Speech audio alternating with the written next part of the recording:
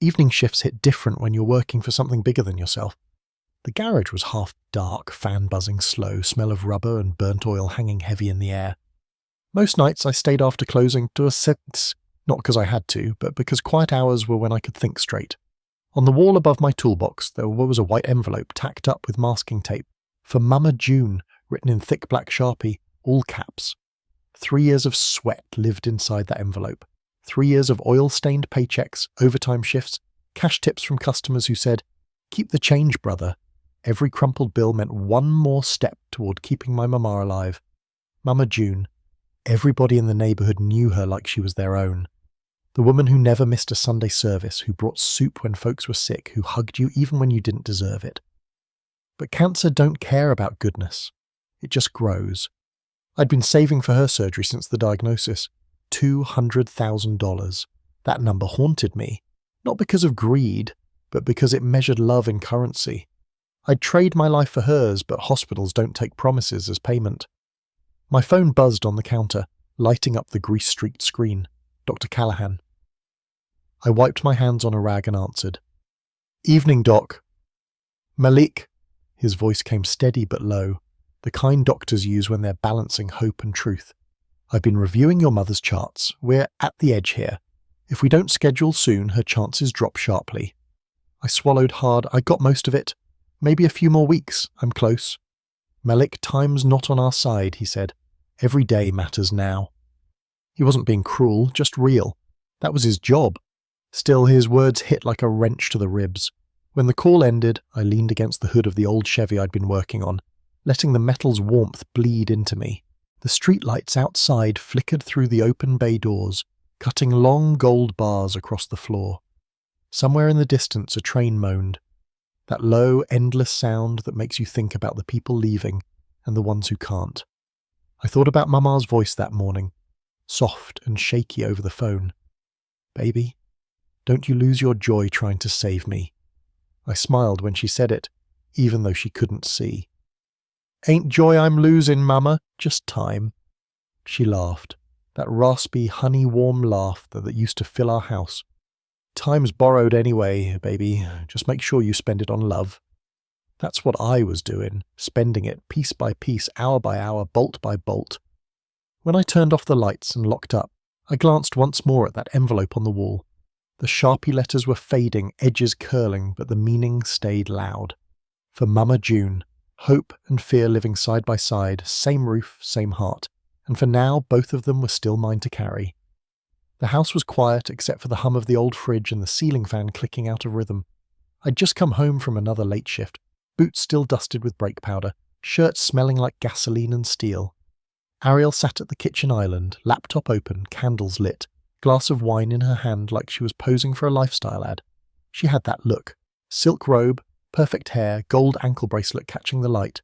She didn't turn around when I came in. "You're late again," she said, voice smooth but sharp underneath.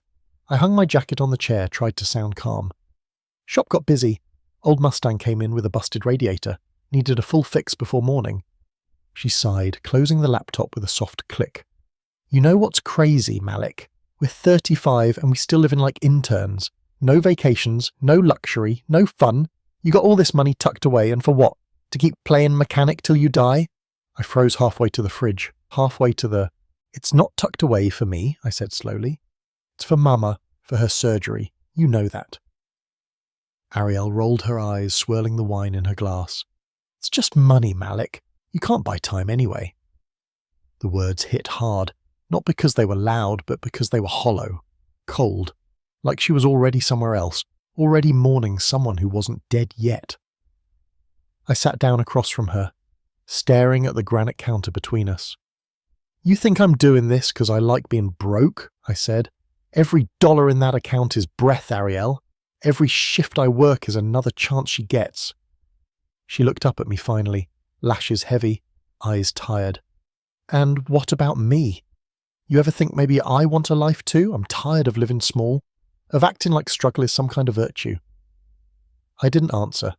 I'd learned by then that silence was safer than honesty. The next day I told Deshaun about it while he lined me up at the barber shop. Clippers buzzing, gospel low in the background, the smell of talc and aftershave in the air. He raised an eyebrow.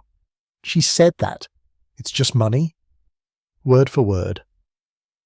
Deshaun shook his head slow, lips curling into that knowing grin. Brother, don't marry someone who measures love in price tags. That math never adds up. He snapped the cape off my shoulders and brushed my neck. You saving for a reason that matters. Don't let nobody make you feel small for that. I nodded, staring at myself in the mirror. The fresh cut couldn't hide the lines on my face, the kind you get when you've been carrying too much too long. That night at home, I caught Ariel scrolling through luxury bags on her phone. Birkin, Dior, Chanel. She didn't look guilty, just bored. I stood in the doorway watching her swipe through lives we couldn't afford. Malik, she said without looking up, don't you ever want to feel like you made it? I thought about Mama's laugh, the warmth of her kitchen, the peace in her voice even when she was sick. I already did, I said quietly, just not the way you mean. She didn't answer, and I didn't expect her to. When I went to bed, the silence between us felt like a wall made of glass, clear enough to see through, but strong enough to keep us on opposite sides. The first crack had formed, and I swear I could already hear it spreading. The next morning smelled like rain and burnt coffee. I hadn't slept much, just stared at the ceiling fan spinning shadows across the room. Ariel had left early, perfume still hanging in the air, faint and expensive. Something in my gut felt off, like a screw loose in a machine that still runs, but shouldn't. By noon I was at the bank. I'd stopped by before work, just to move the last payment into a cashier's check for the hospital. The line was short, the kind of weekday quiet where the air feels heavy with other people's worries. The teller, a young dude with braces and too much gel in his hair, typed my name, smiled, then frowned. Mr. Johnson, he said, squinting at the screen. You might want to sit down for a second. My chest tightened. What you mean, sit down? He glanced toward the manager's desk, whispered something I couldn't catch. A woman in a navy suit came over, polite smile, eyes that already knew more than she wanted to say. Her nameplate read Miss Lopez, Senior Account Manager. Mr. Johnson, she started, calm and slow. Looks like there was a full withdrawal from your savings account last week, $200,000. The world went quiet, not synoptimai, quiet, like sound itself stepped back. I blinked, trying to piece her words together. That can't be right. I ain't touched that account. Nobody else has access. She tilted her head slightly. Actually, there's a joint authorization on the account, a Mrs. Ariel Johnson. My throat went dry. Show me. She tapped a few keys, turned the monitor toward me. There it was. Digital receipt, transfer confirmation, her name signed in perfect cursive at the bottom. Ariel Monroe Johnson. Under transaction notes, Hermes Beverly Hills. I stared at the screen, the words blurring together. Would you like a printout? Ms. Lopez asked gently. I nodded. She slid the paper across the counter. My fingerprint smudged the ink as I picked it up. The $200,000. Gone. Just like that. The ride back to the shop felt unreal. Traffic moving, but I couldn't tell if I was part of it. The paper sat on the passenger seat, folded once, heavy like a loaded gun. I parked behind the garage and just sat there, engine idling, listening to it shake. When I finally pulled into the driveway that evening, Ariel's car was already there. The front door was cracked open, faint smell of new leather drifting out. She stood in the living room holding it, a Hermes Birkin bag, soft caramel brown, gold hardware shining under the light. The kind of bag people post about, not buy, the kind you could trade for a house. She looked at me like nothing was wrong. Do you like it? She asked. I couldn't speak. It's an investment, she said, running her hand along the handle. You know these go up in value every year. My mouth opened, but nothing came out. My hand started shaking, but not from rage, from disbelief. Where did you... I stopped mid-sentence. Didn't need to finish. The answer was hanging on her arm. Ariel took a slow sip of her wine, completely calm. You always said that money was for family. I'm your wife, Malik. I am family. I looked at her, really looked, and for the first time I saw the truth clear as daylight. There was no guilt in her face, no flicker of shame, just satisfaction. The paper in my pocket crinkled when I clenched my fist. I didn't shout, didn't break anything, didn't even ask why. I just stood there, heart pounding slow and heavy, staring at that bag, The price tag of my mother's life sitting pretty on my living room floor. The silence between us was thick enough to choke on. Then I turned, walked out the door, and let it close behind me without a word. The next morning I showed up at Deshawn's barbershop before he even flipped the open sign. He was sweeping the floor, gospel humming low on the radio, the scent of alcohol spray and fresh fade powder hanging in the air. He looked up and froze when he saw my face.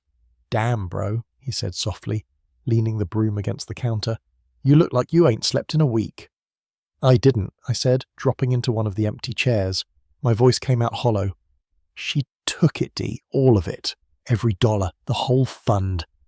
He blinked, like he didn't quite believe it yet. "Ariel, man, stop playing," pulled the bank receipt from my jacket and slid it across the counter. 200,000 gone. His lips parted, no words coming out. He just whistled low under his breath. "You tell her," I shook my head. "Ain't nothing to tell, she know what she did." Before he could answer, Tia came out from the back room with a tray of muffins, and that look only women get when they already know more than you do. "You check her socials?" she asked flatly. Deshawn frowned. "Socials?" Tia rolled her eyes, handed him her phone. "You men never look where the truth's screaming the loudest." I didn't want to see. I really didn't. But she held the screen up anyway. There it was. Ariel's face glowing in perfect sunlight, makeup flawless, that caramel Birkin tucked in the crook of her arm like a trophy. Caption written in her usual soft pink font. "Reward yourself, nobody else will." Likes climbing by the second, comments full of heart emojis and "Yas Queen" from people who'd never seen her cry, never watched her turn a blessing into a curse. My stomach twisted. Not anger, or not yet. Just that deep kind of tired that sits in your bones. Deshawn cursed under his breath. "She really posted that. After taking..." He stopped himself. "Man, I don't even got words." Tia's voice went sharp. "That's a woman who thinks she untouchable." I stared at the photo until it blurred. Her smile looked rehearsed. The sunlight, it looked fake. Everything about it screamed performance. "Send it to me," I said quietly. Tia hesitated. "You sure?" "Yeah, I need to see it." She texted it over. I saved it without looking again, pocketed my phone, then walked to the backroom mirror. The one they used to show customers their fresh cuts. The glass was streaked with fingerprints and dust, but it showed enough. My reflection stared back at me, eyes dark, jaw clenched, face older than it was yesterday. I didn't look like a man betrayed. I looked like a man emptied. I leaned closer, whispered to the mirror, not even sure if I meant to speak. This is what betrayal looks like when it wears perfume. The words hung in the air like smoke. I splashed cold water on my face, grabbed a towel, wiped slow. When I turned back, Deshawn was watching me, not saying anything, just nodding once. The kind of nod that means I got you. Tia crossed her arms. "What are you going to do, Malik?" I took a long breath. Nothing yet. Not till I figure out how to make the truth louder than her lies. Deshawn clapped my shoulder. "Then you better start building her, brother, brick by brick." Outside, the sun was too bright. The city sounded like static. I walked to my truck, hands still damp, heart still steady. Not because I'd calmed down, but because I'd run out of fire. Anger burns quick. Betrayal burns long. And mine had just started smouldering. The hospital smelled like lemon disinfectant and quiet fear. Every step down that hallway felt like walking through fog. Soft lights, nurses in slow motion, machines breathing for people who couldn't. I'd been there 100 times already, but that day hit different. That day, the weight in my chest felt heavier than the air itself. Mama June was sitting up in bed when I came in, her Bible open on her lap, glasses hanging off one ear. She looked smaller somehow, like the sickness had started stealing inches from her. Still, when she saw me, she smiled. "Baby, look at you," she said, voice weak but bright. "Working hard and still find time to come see your mama." I smiled back, pulling up a chair. "Ain't no place else I'd rather be, Mama." She studied me for a second, the way only mothers do. "You eatin'?" "Trying to," I lied. Then her smile softened, and she reached for my hand. "Baby, are we close? You said the surgery's soon, right?" My throat locked up. I stared at her hand, bones showing through skin now, and forced a smile that felt like it might crack my face. "Yeah, Mama," I said quietly. "Everything's going according to plan. You'll be on that table real soon. She nodded, relieved. I knew my boy would handle it. I couldn't hold her gaze after that. I looked out the window instead, at the parking lot below, at strangers hugging loved ones, nurses pushing gurneys, the world just moving on while mine felt stuck in slow motion. When she dozed off, I stepped into the hallway and leaned against the wall. The doctor, Callahan, caught sight of me and walked over. He didn't bother sugarcoating it. That man never did. Malik, he said, I wish I had better news. We're down to weeks, not months. She's strong, but her body's running on borrowed time. I nodded, jaw tight. If I can bring the payment this week, he cut me off gently, then she's got a fighting chance, but if we wait much longer... He didn't finish, didn't have to. I stood there a minute after he left, just listening to the hum of the fluorescent lights, the kind of sound that fills the silence when your faith starts shaking. That night I drove aimlessly, past closed diners, quiet gas stations, the edges of town where lights turn yellow and memories get loud. I parked behind the old auto shop where I used to work before opening my own. The windows were dark, but the sign still flickered. Howard & Sons Automotive. Mr. Howard had taught me everything. Engines, ethics, how to keep your word when it's hard. I pulled out my phone, stared at his number a long time before pressing call. He answered on the second ring. Malik? Boy, it's been a while. Yes, sir, I said. My voice cracked halfway through. Didn't mean to call so late. He chuckled softly. You sound like you need something. I took a breath. It's my mama, Mr. Howard. Surgery's due. I had the money. Every cent, but something happened. I'm short now. Real short. There was a pause. No judgment, no shock, just that old, quiet kindness. How much you need? I swallowed hard. 200. He whistled low. That's a mountain, son. I know. Another pause, longer this time. Let me see what I can do. Don't promise nothing, but I'll make some calls. Thank you, sir, I whispered.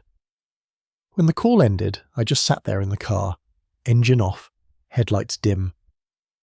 The city outside was sleeping, but inside my chest everything was loud with the guilt, the fear, the ache of pretending everything was fine when it wasn't. I rested my hands on the steering wheel, bowed my head, and whispered a prayer that wasn't fancy or rehearsed. Lord, I know I'm not the best at this, but if you're listening, please don't take her yet. Take anything else, just not her. The words cracked somewhere between faith and begging. Outside, a gust of wind rocked the car, soft and cold like an answer I couldn't understand, and for the first time in years I felt tears sting my eyes, not for what I'd lost, but for what I still couldn't let go of. The invitation came in a gold-trimmed envelope that smelled like perfume and ego. Family dinner at Mother's. Ariel handed it to me while slipping on diamond earrings she'd borrowed from her mum months ago. Please be civil, she said, at eyes on her reflection. My mother's been dying to see us. I almost laughed at that word, and dying. Valerie Monroe's house sat high on a hill, where the driveways curved like question marks, and every porch light looked like it cost a paycheck. Inside, the air was chilled and scented with lilies, soft jazz floating over the hum of expensive people pretending to care. The dining table gleamed under a chandelier shaped like frozen tears. Ariel glided in first, heels clicking sharp. She'd dressed for war, silk dress the colour of cream, hair glossy, the Birkin hooked on her arm like proof she belonged here. Valerie rose from her chair, air-kissed her daughter, then turned to me with that practice society smile. Malik, she said, voice honeyed but hollow. Still turning wrenches? Still making engines run? I answered. She didn't catch the edge in my tone or pretended not to. Dinner started with small talk and ended with silence. Valerie's husband, stepdad number 2, I think, bragged about stocks. Ariel joined in, talking handbags and art shows. I just pushed food around my plate, counting seconds until I could leave. Then Valerie looked straight at me. Ariel tells me you've been investing in healthcare. I froze. She smiled wider. So noble of you, really. But darling, she turned to her daughter, you can't pour from an empty cup. A woman needs to reward herself once in a while. Ariel's hand stroked the leather of that bag, nails flashing under the chandelier. I did, she said softly. It felt good. That was it. The whole confession wrapped in silk and indifference. The table laughed politely, thinking she meant a manicure or some spa day. Only I knew the price tag attached to that laugh. Valerie raised her glass. "Luxury," she said, "is how you prove you matter." I stared at my plate, vision swimming. Somewhere deep down I felt the last bit of warmth drain out of me. They didn't even know they were burying someone at that table. Not my mother, not yet, but something sacred. When dessert came, I excused myself and walked down the hallway to the mirror in the foyer. The man staring back looked steady, calm, maybe even cold. Behind me, their laughter rang like glass shattering in another room. I whispered under my breath, "You can dress betrayal in silk, but it still stinks the same." Outside, the night air hit my face like truth. I loosened my tie, stepped into the dark, and left their world glittering behind me. In the car, I sat with both hands on the wheel, breathing slow. I didn't yell, didn't curse, didn't plan revenge. I just knew. The line had been drawn. Whatever came next, I'd be crossing it alone. The rain had been steady all morning, that slow, heavy kind that drums against the awning and makes the world feel smaller. The barbershop windows were fogged from the inside, gospel murmuring low from a dusty speaker, the air thick with the smell of talc, clove oil, and rain-soaked jackets. The sign out front flickered, its red-blue light reflecting across the floor like a heartbeat. Deshawn was already there when I walked in, sweeping hair into neat piles, humming some old Al Green tune. He didn't look surprised to see me. He just nodded toward the empty chair. "Sit down, brother. You look like somebody been fighting ghosts." I dropped into the seat, shoulders still wet from the storm. My reflection in the mirror looked tired, eyes sunken, beard rough. I didn't care. "She wore it to dinner, Dee," I said, voice low. "That damn bag, smiling, laughing, acting like my mama's life ain't hanging by a thread." He clicked his tongue, started brushing my hairline, slow and steady. "World's got folks who sleep just fine knowing they standing on somebody else's pain." "I swear, man," I muttered, gripping the armrest. "Part of me just wants to—" Deshawn cut me off before the anger could finish forming. "Nah, don't do it. Don't let rage spend your dignity. You hear me?" He leaned in, eyes sharp in the mirror. "Dignity is discipline, brother. Rage spends faster than money." The clippers buzzed to life, their hum filling the silence between words. Outside, the rain hit harder, tapping on the glass like it had something to say. After a while, he turned them off and leaned against the counter. "You told your lawyer?" I shook my head. "Ain't got one yet." He smirked. "You got one now. Tia made some calls. There's a sister named Noelle Branch. Real clean, real sharp. Handles marital finance disputes and asset fraud. She can help you." I frowned. "Fraud? She ain't steal from the business, Dee. She took from me." He pointed the comb at me. "Nah, she took from your mama. That money was labelled for medical care. Your name was just the keeper, which means legally she took funds earmarked for a dependent. There's your loophole." I blinked, mind working to catch up. I'm saying, he interrupted. "You can make her sell that damn bag to pay back what she stole. You ain't got to raise your voice, you just raise the law." I laughed once, bitter and hollow. "Ain't that something? All this time I thought justice was a feeling." Deshawn shrugged. "It is, but sometimes it come dressed in paperwork." He reached under the counter, poured 2 small cups of black coffee from an old thermos. "You keep your head cold, Malik. Don't give that woman another headline. You stay quiet, you stay smart, and you let Noelle do what she do." I took the cup, the warmth soaking through my hands. Outside, a car splashed through a puddle, throwing silver water up against the glass. "You think it'll work?" I asked. He gave me that slow smile, the kind that hides years of street-earned wisdom.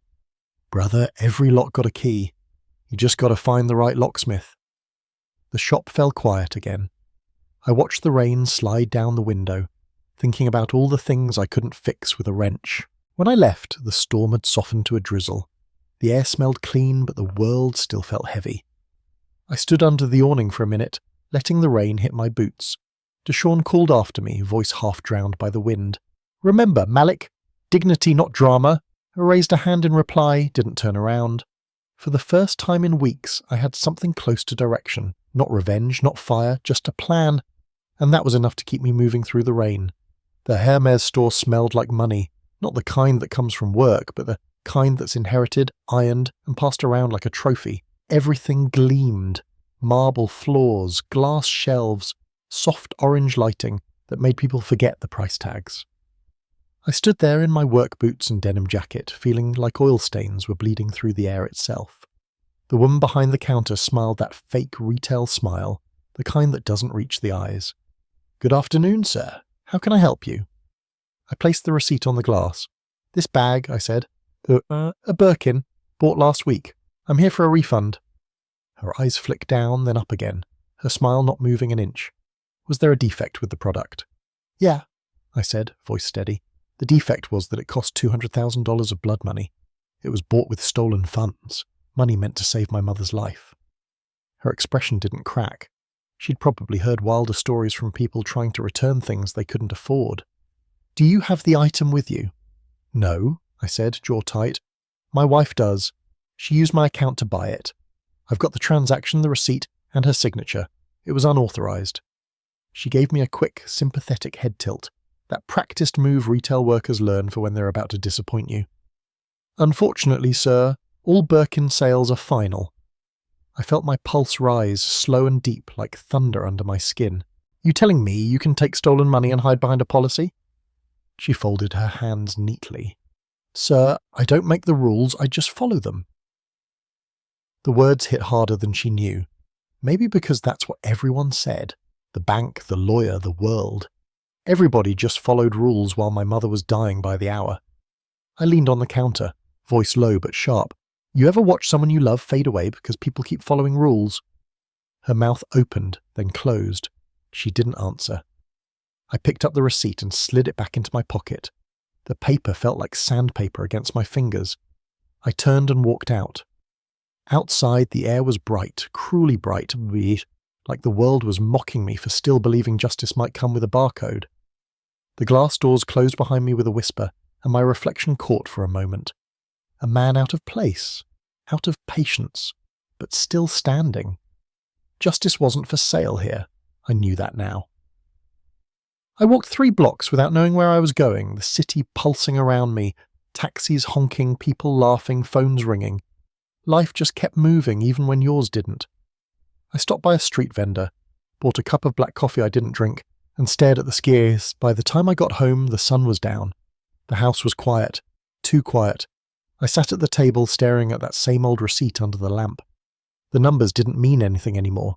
They just looked like tombstones printed in ink. Then my phone buzzed. Unknown number. I hesitated, then answered. "Mr. Johnson?" a voice said. It was Dr. Callahan's nurse, Paddy, but trembling around the edges. "Yes, this is he. There's been a change in your mother's condition." My throat went dry. "Change how?" "She's stable for now," she said carefully, which already told me everything I needed to know. "The doctor recommends you come in tonight." I sat there frozen, the silence of the house pressing down like weight. After a long pause, I said quietly, "I'll be there." I hung up, grabbed my keys and stared at the front door. The air in the room felt different, thinner, sharper, like the walls themselves knew something I didn't want to admit. On the counter next to the cold coffee, the Hermes receipt lay under the lamplight, folded neatly in half. I picked it up, turned it over and whispered, "Final sale, huh?" Then I slid it into my pocket and walked out into the night, the sound of rain starting again somewhere in the distance. The hospital was quieter at night, like the building itself was holding its breath.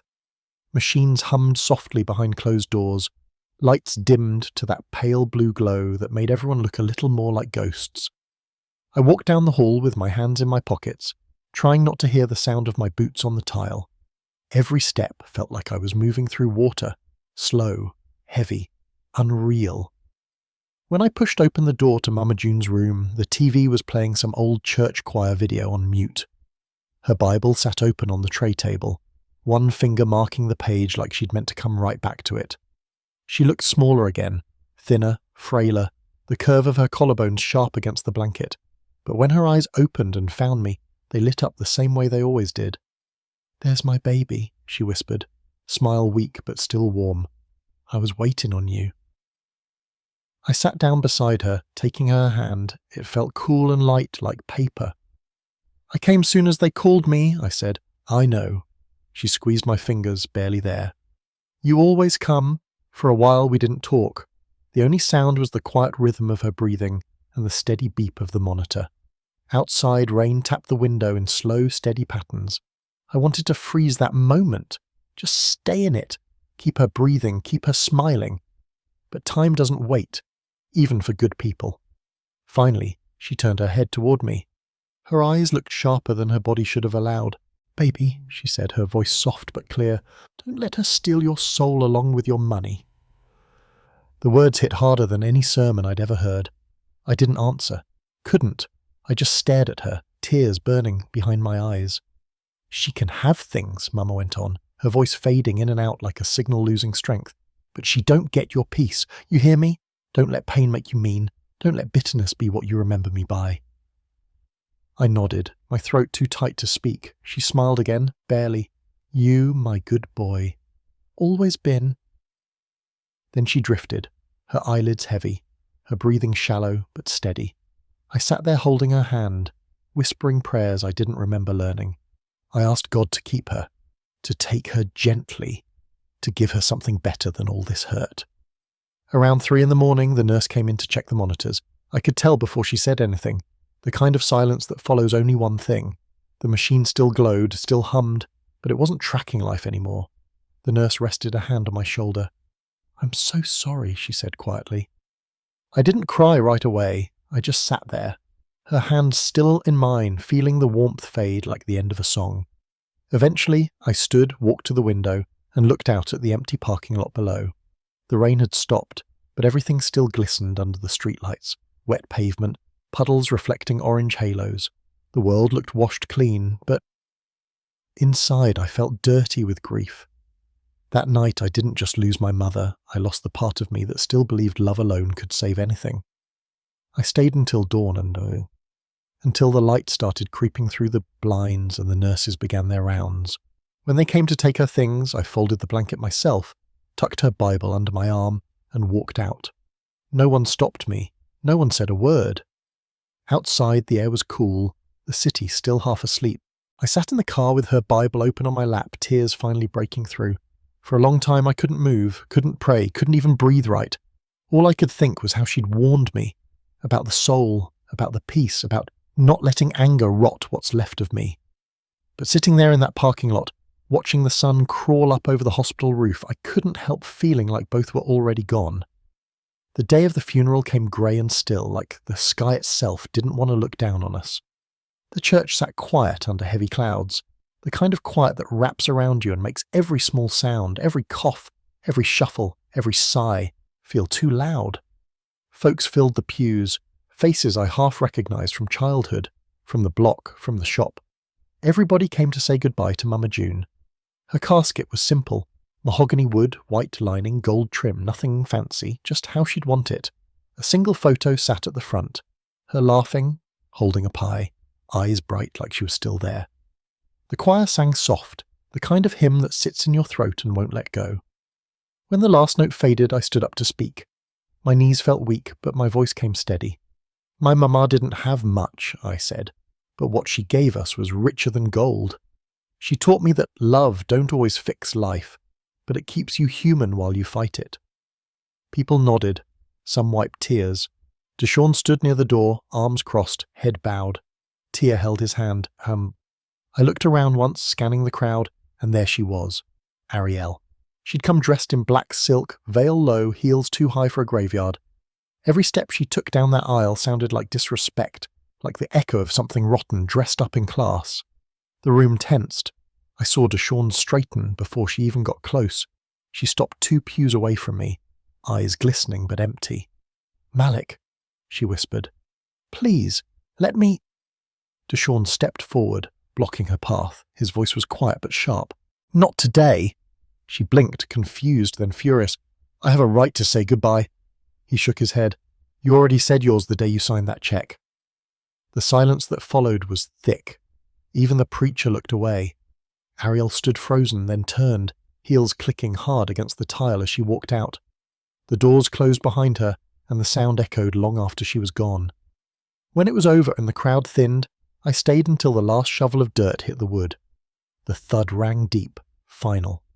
I whispered under my breath, "Rest easy, Mama, it's done." That night back home, the house felt colder than it ever had. I sat at the kitchen table, still in my black suit, staring at my phone like it might tell me what to do next. Notifications blinked.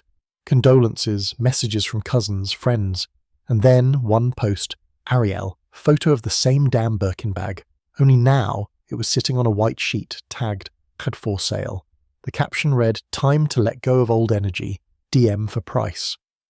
I stared at it for a long time. Not even anger this time, just disbelief. Maybe she thought selling it was her redemption. Maybe she just needed attention again. Either way, it was still about her. It always was. I didn't comment, didn't text, didn't block her, just closed the app and let the quiet settle back in. 2 days later, I got a call from an unknown number. The voice on the other end was deep, smooth, official. "Mr. Johnson, Detective Price, Financial Crimes Division. We've been investigating a flag transaction from your account." My grip tightened on the phone. "You found something." "Appears the funds used to purchase an item at Hermes were traced through a third-party resale platform. The bag was listed and sold earlier this week. Proceeds have been frozen pending return to your account." I didn't speak right away. The silence stretched. "Mr. Johnson?" "I'm here," I said. My voice sounded distant, even to me. "You said return." "That's right. Funds will be reinstated after verification. Looks like justice finally caught up." Justice. The word felt strange in my mouth, too clean, too light for what it cost. After we hung up, I sat back, staring at the ceiling. The house was still. Outside, the wind rattled the porch swing Mama used to sit on, the chains creaking in rhythm. The money was coming back. But she wasn't. And in that moment, I understood something cruel about life. It'll sometimes give you everything you asked for, but only after taking what mattered more. Still, somewhere deep inside, I heard her voice again, faint but steady. "Don't let her steal your soul, baby." I nodded to no one, whispered, "I won't, Mama." Then I poured myself a glass of water, not whiskey, and sat at the table till the sky turned pale. The kind of dawn that don't feel like mercy, but at least feels like survival. A month later, the chill had settled into everything.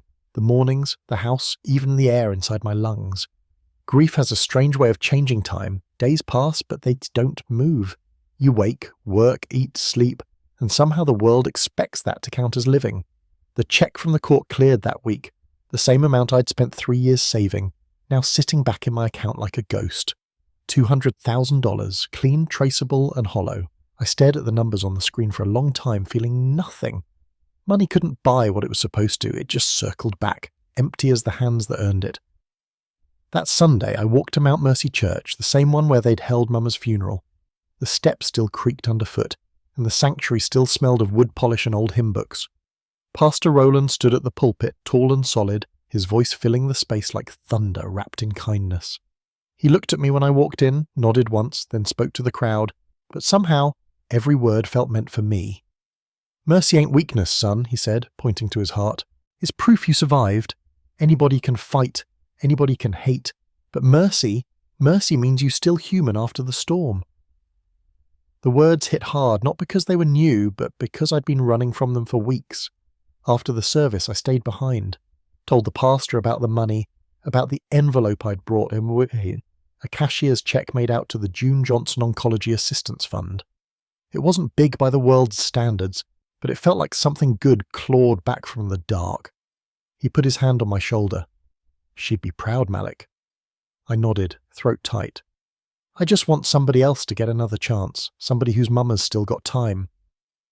When I left the church, the air was cool and soft, and for the first time in a long while the wind didn't sting me. I walked home slow, listening to the city breathe, the laughter from kids, the rhythm of traffic, the hum of a life still going. That night, when I got home, a letter was waiting on the porch. No return address, just my name written in cursive I knew too well. I didn't open it right away. I made coffee first, sat down at the table, and stared at the envelope until the steam from my mug faded. Finally, I tore it open. "Malik," it began, "I know you hate me, and maybe you should. I lost sight of everything real. I thought if I looked rich I'd feel loved. I thought if I had more, I'd be more. But the truth is, I broke something I can't fix. I'm sorry. It went on like that. Apologies stitched together with excuses, a few tears smudged into the ink. At the end, one line stood out. I still dream about your mother's smile. I wish I'd known how to deserve it. I folded the letter and set it beside the mug. No anger came, no closure either. Just quiet, that heavy breathing kind of quiet that fills a house when you stop waiting for something to change. I didn't write back, not because I wanted to punish her, but because some silences are answers all by themselves. Later that night I stepped out onto the porch. The moon hung low, the air smelled like rain again, and the world felt just barely manageable. Somewhere deep inside, the grief had stopped screaming and started whispering instead. Mercy wasn't about letting her off the hook, it was about unhooking myself from her. And for the first time I felt free enough to listen. The night was calm, the kind of quiet that hums after a long storm. I sat on the porch with the light off, just the soft glow of the street lamps catching the edge of the railing. The wood beneath me creaked the same way it always had, the house breathing slow, alive in its own tired rhythm. Somewhere down the block a dog barked once, then gave up. The city around me buzzed low and far away, like a reminder that the world still spun even after yours stopped. In my hand, the photo, Mama June in her Sunday dress, eyes bright, hands folded around a pie, like love was something you could bake and serve warm. The corners were worn, the glass cracked on one edge, but her smile hadn't faded. It never would.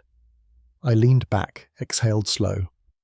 You taught me to save lives, not things, I said into the night. And I finally saved my own. The words felt light, not like confession, but release. Inside, the kitchen clock ticked steady.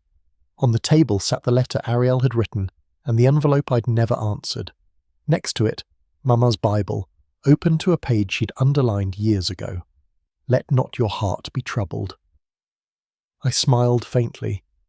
Tryin', Mama, I whispered. Still tryin'. The wind shifted, carrying the smell of rain-soaked grass and the distant hum of late-night traffic. I closed my eyes for a moment and listened, to the sound of the world healing itself, to the tiny chorus of what was left. Then I stood, walked down the porch steps, and out toward the road. The gravel crunched under my boots, the horizon already paling into grey-blue. A new day stretching open, quiet and clean. Behind me was everything I'd lost, the anger, the noise, the ache that used to fill every corner. Ahead of me was nothing certain, but it was mine. As I walked, I didn't look back. Didn't need to. Sometimes victory ain't about winning. It's about surviving long enough to recognize peace when it finally sits beside you. And when I reached the end of the street, dawn spilled over the rooftops like forgiveness, soft and golden. For the first time in years, I felt weightless. I kept walking, not away, just forward.